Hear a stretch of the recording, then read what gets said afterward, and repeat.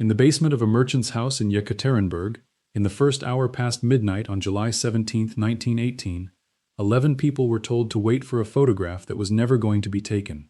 Nicholas Alexandrovich Romanov, formerly Emperor of all the Russias, stood near the center of the room with his son in his arms. His wife sat in a chair against the wall. 4 daughters stood behind her. A doctor, a valet, a cook, and a lady's maid stood near the door, unsure why a family under house arrest had been woken and marched down a staircase into a windowless room. The man who gave the order was a Bolshevik jailer named Yakov Yurovsky, and he later wrote the only detailed eyewitness account of what happened next, which makes it a strange document to read, since it was written by the one person in the room who had already decided to survive it. According to that account, the first volley from an execution squad of 11 men did not kill everyone at once. Diamonds and other jewels the daughters had sewn into their corsets over the preceding weeks, savings for a future none of them lived to reach, deflected some of the bullets, and the guards finished the work with bayonets while smoke from the enclosed gunfire grew thick enough that men in the yard outside could hear the coughing between shots. The doctor, valet, cook, and maid standing near the door were Yevgeny Botkin, Alexei Trupp, Ivan Karatonov, and Anna Demidova, none of whom had been offered any chance to leave once the family's fate was decided. Within 20 minutes, the room was silent, and the family that had ruled Russia for 304 years was gone. What is rarely asked, in the retellings of that basement, is what happened to everyone the bullets missed. A throne can be ended in a single night. A bloodline cannot. It scatters, it marries into families that no longer share its name, and it keeps turning up, decades later, in places nobody expected to find it. If you're enjoying this story so far, don't forget to hit the like button and subscribe. Drop a comment telling me where in the world you're watching from. I love hearing from you. The dynasty itself was 304 years old at the moment it ended, dating from 1613, when an assembly of nobles, clergy, and townsmen elected a 16-year-old boyar named Mikhail Romanov to end a period of dynastic chaos so severe that Russians still call it the Time of Troubles. By the 20th century, his descendants governed roughly a sixth of the Earth's land surface, from the Polish border to the Pacific, ruling over more than 120 million subjects of dozens of nationalities and faiths. Nicholas II inherited that empire in 1894 at the age of 26, reportedly telling a brother-in-law within days of his father's death that he had no idea how to rule and had never wanted to. He presided over a catastrophic war with Japan in 1904 and 1905, a revolution that briefly forced him to grant a parliament he never fully respected, and finally the First World War, which he insisted on commanding personally from the front beginning in 1915, a decision that tied his own name directly to every subsequent military failure and left the government back in Petrograd effectively unsupervised. By February 1917, strikes and bread shortages in the capital had turned into a general mutiny of the garrison meant to suppress them, and within days his own generals told him plainly that continuing to rule was no longer possible. He signed the abdication in a railway carriage at Pskov, not in a palace, because the revolution had already cut off every other route back to the capital. To understand what survived, you first have to understand how completely the House of Romanov appeared to have ended that summer. Nicholas signed away the crown that day for himself and, in the same document, for his hemophiliac son, Alexei, whose life expectancy he did not believe would survive the burden of ruling. Britain's King George V, Nicholas's own first cousin and near double in appearance, initially agreed through his government to offer the family asylum, then withdrew the offer within weeks on the advice of ministers who feared that sheltering a deposed autocrat would inflame revolutionary sentiment closer to home. No other government stepped forward in its place. The exile that followed was internal, confined to Russia's own interior. Rather than the escape to England the family had briefly been promised and then quietly denied.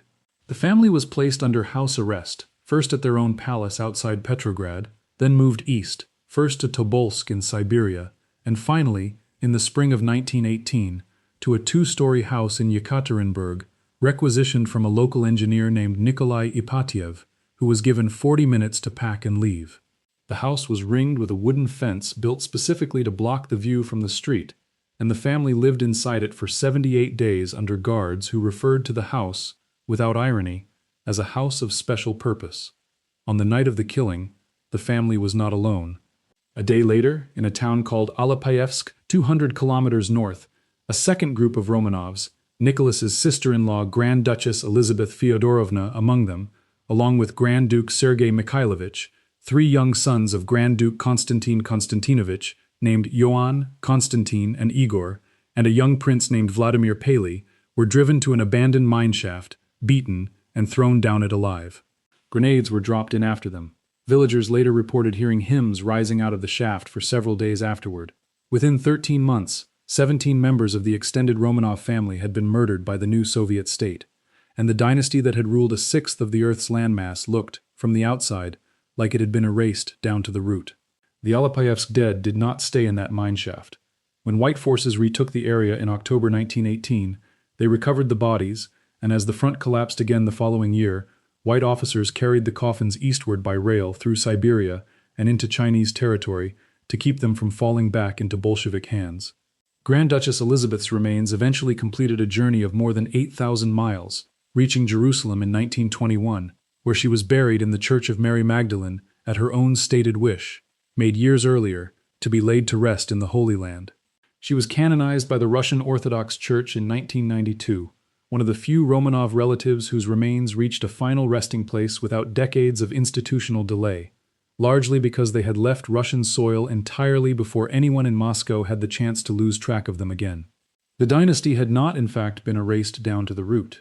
The Dowager Empress Maria Feodorovna, Nicholas's own mother, was in Crimea when the executions happened, and she refused for years afterward to believe her son was dead, dismissing every report as Bolshevik propaganda designed to break the resistance of the surviving family.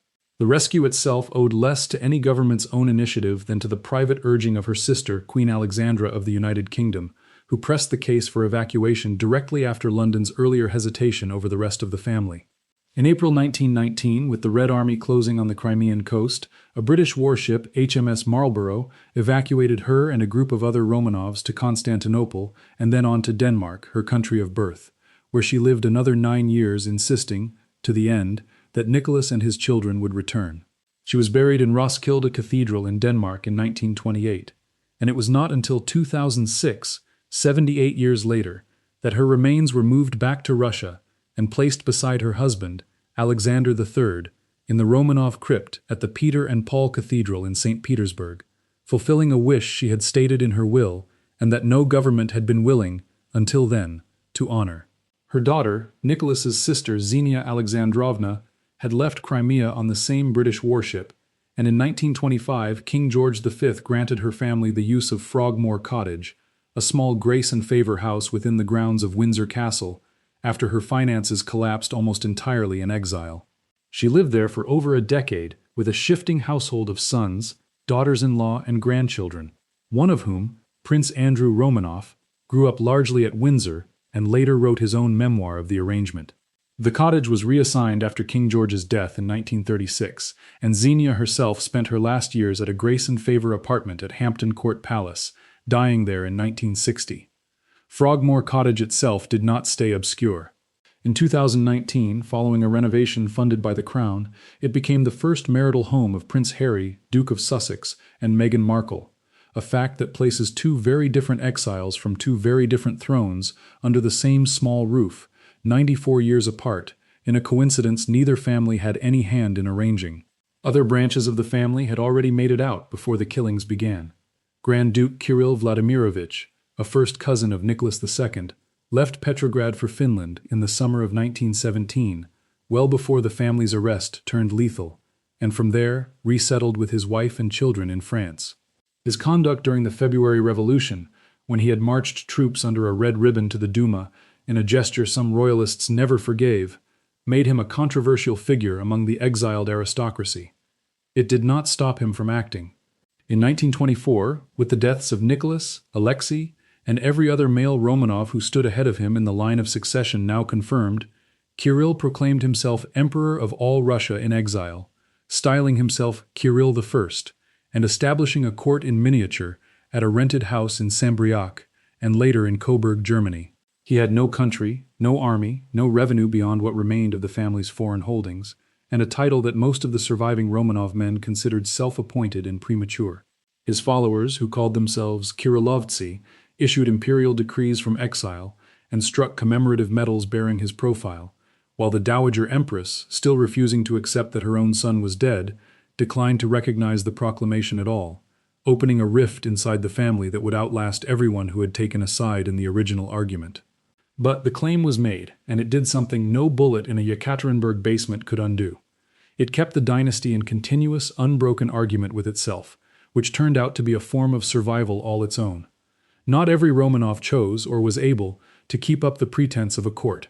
The wider Russian emigration that followed the revolution scattered more than 1 million people across Europe, and titled relatives who had once held estates the size of small countries turned up within a decade driving taxis in Paris, working as seamstresses, or teaching fencing and dance to pay rent on one-room flats. Several minor Romanov cousins are known to have quietly dropped the name altogether for stretches of their lives, unwilling to carry a surname that drew unwanted attention in a Europe already absorbing hundreds of thousands of Bolshevik refugees. It is one of the stranger features of this particular fall from power that a family which had once employed an entire ministry to manage its household affairs produced, within 2 generations, ordinary citizens of France, Britain, and the United States, who worked in insurance offices and design studios and were not especially inclined to mention what their grandfathers had been. What the Soviet state did next is the part of the story that took the longest to come out. Moscow's own announcement, published within days of the killing, admitted only that the former Tsar had been shot on the order of the regional Soviet, and claimed that his wife and children had been moved to a place of safety, a statement the government knew to be false and did not formally retract for years, long enough for rumors of survival to take root across Europe almost immediately. Yurovsky's own written account, submitted to Communist Party archivists years after the killing and kept classified for decades, describes what happened to the bodies in far more detail than the government ever released publicly. The corpses were driven by truck into the forest outside Yekaterinburg, toward an abandoned mine known as Ganina Yama, where the burial party attempted to destroy them with fire and sulfuric acid and drop them down the shaft. The shaft proved too shallow, and the operation, by Yurovsky's own account, was going badly enough by dawn that the group changed plans, hauled the remains back out, and reburied most of the family in a shallow pit under the road itself, at a spot called Porosenkov Log, using railway ties to disguise the disturbed earth. 2 bodies, badly burned, were buried separately a short distance away, a detail Yurovsky recorded almost as an afterthought, and one that would not matter to anyone outside the Cheka for another 89 years. The Ipatiev house itself stood for decades afterward as a minor local landmark and, eventually, an inconvenience. In 1977, the Politburo ordered it demolished, on the recommendation of the regional party chief responsible for Sverdlovsk Oblast, a man named Boris Yeltsin, who could not have known, giving that order, that he would preside as President of Russia over the family's reburial 21 years later. The location of the grave itself was not confirmed publicly until 1991, and the reason for that 73-year gap is a story in its own right. A geologist named Alexander Avdonin had been quietly searching for the burial site since the 1970s, working from Yurovsky's suppressed report, which had leaked into unofficial circulation among a small number of Soviet historians. In 1979, working with a filmmaker named Gaily Ryabov, Avdonin located what he believed was the grave at Porosenkov Log and, in secret, exhumed 3 skulls to confirm it. Understanding exactly what the political consequences would be if the discovery became known under a government that still executed people for lesser offenses against the state, the 2 men reburied the skulls and told almost no one. Avdonin held the secret for a decade, through the death of Brezhnev, through Andropov and Chernenko, until the loosening climate under Gorbachev made it seem survivable to speak. He approached the authorities in 1989. The formal excavation did not happen until July 1991, 1 month before the coup that ended the Soviet Union altogether, and it was carried out by a state that no longer entirely knew what it was, digging up the family that the state before it had spent 7 decades pretending had simply vanished into the earth without a location, without a marker, and without an account. If you're hooked on this story, make sure to subscribe and turn on notifications so you never miss an upload. Your support means everything and helps me bring you more emotional stories like this one. Identifying the remains took years and depended, in the end, on a piece of genetic testing that reached across a family tree spanning most of European royalty. 9 sets of bones had been recovered from Porosenkov Log, missing 2 individuals believed to be Alexei and one of his sisters, and confirming that the 9 belonged to the Romanovs required comparing mitochondrial DNA, passed down unchanged through the maternal line, against a living relative. That relative turned out to be Prince Philip, Duke of Edinburgh, whose grandmother, Princess Victoria of Hesse, was the sister of the murdered Empress Alexandra. The testing was led by the British forensic scientist Peter Gill, whose laboratory had pioneered the mitochondrial technique being used, and the British royal family agreed to the comparison without issuing any public statement on the request. In 1993, the results confirmed a match. On July 17, 1998, exactly 80 years after the killing, the remains of Nicholas, Alexandra, and 3 of their daughters were interred in the Catherine Chapel of the Peter and Paul Cathedral in St. Petersburg, in a state ceremony attended by President Yeltsin, who used the occasion to apologize on behalf of the Russian state for what he called one of the most shameful pages in its history.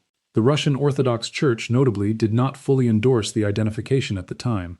Patriarch Alexei II declined to personally officiate, and the remains were interred under a service that referred to them only as victims of the tragic events, rather than by name, a hedge that would remain unresolved for another 2 decades.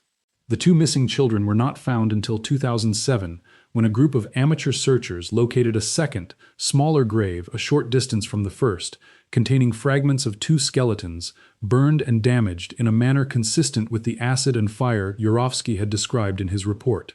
Among the searchers was Peter Sarandinaki, an American whose own family had fled the revolution decades earlier, working alongside Russian archaeologists with metal detectors and probes along a stretch of the old Koptyaki Road that the original 1991 excavation had missed by a matter of meters.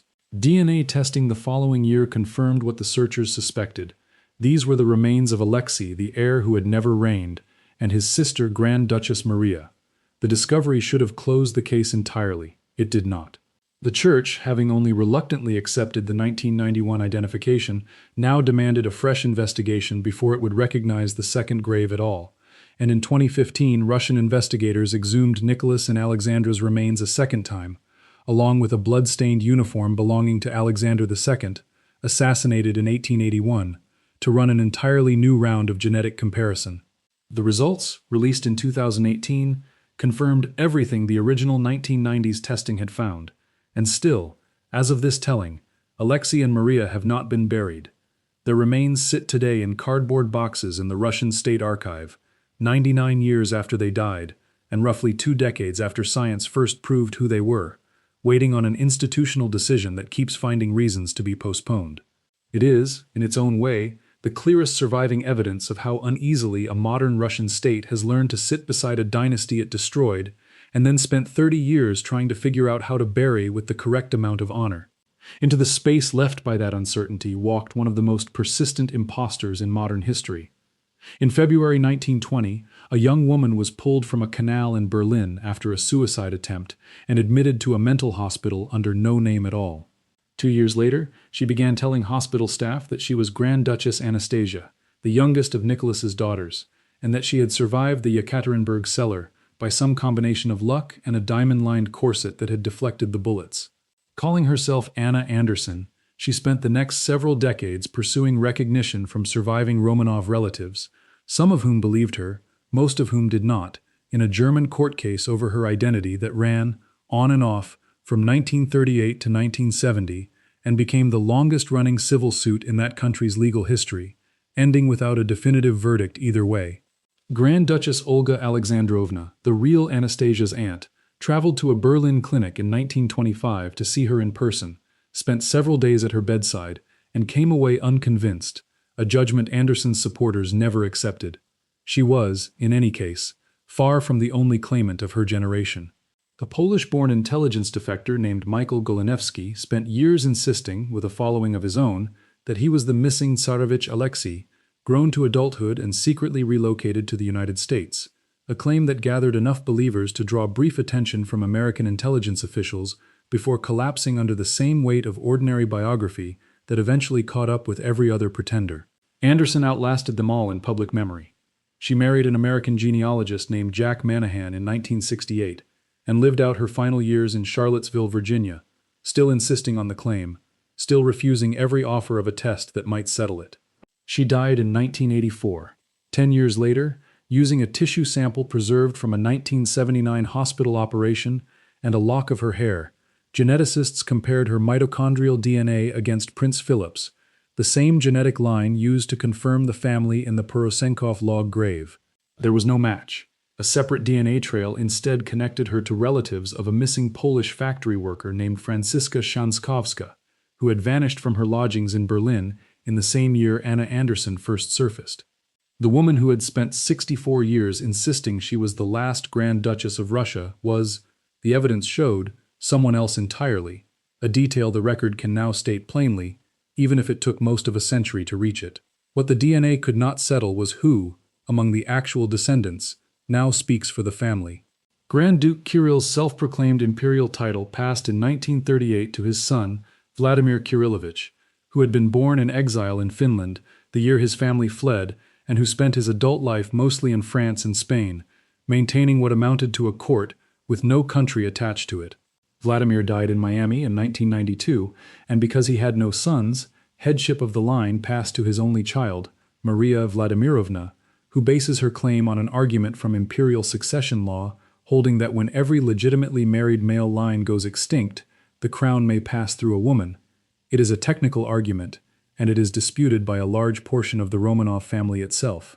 The Romanov family association, made up of the majority of the other male line descendants of the dynasty, does not recognize her position, arguing that her father's own line carries disqualifying morganatic marriages of its own, and that no single living Romanov holds a claim clean enough to call undisputed. The association was led for decades by Prince Nicholas Romanovich Romanov, a great-great-grandson of Nicholas I, who worked for years as a businessman in Italy, until his death in 2014, and it has never designated a single successor to speak in his place, a deliberate choice that reflects the association's own position that no one, at present, can rightfully claim the headship at all. Public opinion in Russia itself has never settled the underlying question either. Polling conducted over the past 2 decades has repeatedly found a small but persistent share of Russians, generally under 1 in 5, open in the abstract to the idea of a restored monarchy, a number that shifts noticeably depending on how the question is worded, and has never translated into anything resembling an organized political movement. The result is a family that has spent more than a century without a throne, and, for the last several decades, without even internal agreement on who its head would be if the throne came back. 2 branches of the same bloodline, descended from the same murdered emperor's cousins, maintaining rival courts of etiquette over a country that abolished the position they are both still, in a formal sense, competing for. None of that theoretical dispute stopped history from producing one genuinely unrepeatable afternoon. On October 1, 2021, Grand Duke George Mikhailovich, Maria Vladimirovna's son, and the man her supporters recognize as heir, married an Italian woman named Rebecca Betterini, who had converted to Russian Orthodoxy and taken the name Victoria Romanovna, in a ceremony at St. Isaac's Cathedral in St. Petersburg.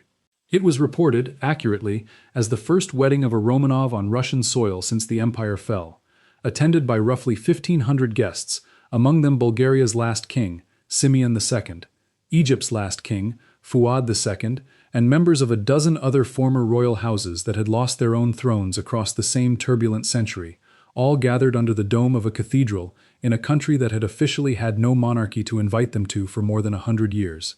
A woman watching the procession outside the cathedral told a reporter afterward that the monarchy felt to her like something from a past life, interesting to see but no longer real, a sentiment that captured the mood of the whole event about as well as anything the wedding planners could have staged themselves. The occasion also had the cooperation of the Kremlin, though that cooperation stopped conspicuously short of any actual endorsement. The Kremlin's own spokesman asked about the significance of the event, called it simply a wedding, one of many held in St. Petersburg that day, a piece of official indifference, so carefully worded it was itself a kind of statement. George Mikhailovich told a local reporter that the city was the first place in Russia his family had ever returned to after 1917, and that the choice of venue mattered to them for exactly that reason. Whatever the wedding did or did not mean politically, it put a great-great-great-grandson of Alexander II in front of an Orthodox altar, exchanging rings modeled on a pattern the House of Fabergé had not made for a Romanov bridegroom in over a century, in the same city his ancestors had been driven out of by force. Return for a moment to the cellar. The house itself no longer stands. It was leveled in 1977 on the order of the same regional official who would later, as president, stand at the family's reburial and apologize in the state's name.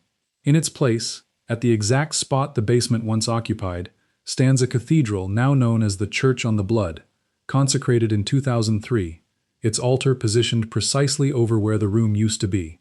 A short drive outside the city, at the mine shaft where the bodies were first, briefly, dumped and burned, a monastery of wooden chapels has grown up around the site the Bolsheviks abandoned as too shallow to keep the secret. And in the Peter and Paul Cathedral, in the same crypt where 9 members of the family now lie under Orthodox rite, there remains an unfilled space, waiting on 2 sets of remains that have been positively identified twice, by 2 separate generations of forensic science, and that still sit in a state archive because an institution has not finished deciding how to receive them. Every July, pilgrims now walk the 11-mile route between the Church on the Blood and the monastery at Ganina Yama on the anniversary of the killing, a procession that did not exist as a formal observance until the century itself had nearly turned, and that draws tens of thousands of people who were not alive for any part of what they are commemorating. That gap, more than the DNA, more than the disputed titles, more than the wedding rings modeled on a pattern a century out of use, may be the truest picture of what happens to a bloodline once its throne is gone. The people do not disappear, the politics around them does not resolve. What is left is a family that keeps producing heirs, keeps burying its dead a little late, keeps arguing over a crown that no longer sits anywhere, and keeps insisting, against every available evidence that the argument no longer matters, on being who it always was. A dynasty, it turns out, does not require a throne to continue. It only requires enough people, scattered across enough countries, still willing to keep answering to the name. Thank you so much for watching until the end. If you loved this story, check out the other videos on your screen now. I think you'll really enjoy them. And don't forget to subscribe if you haven't already. See you in the next story.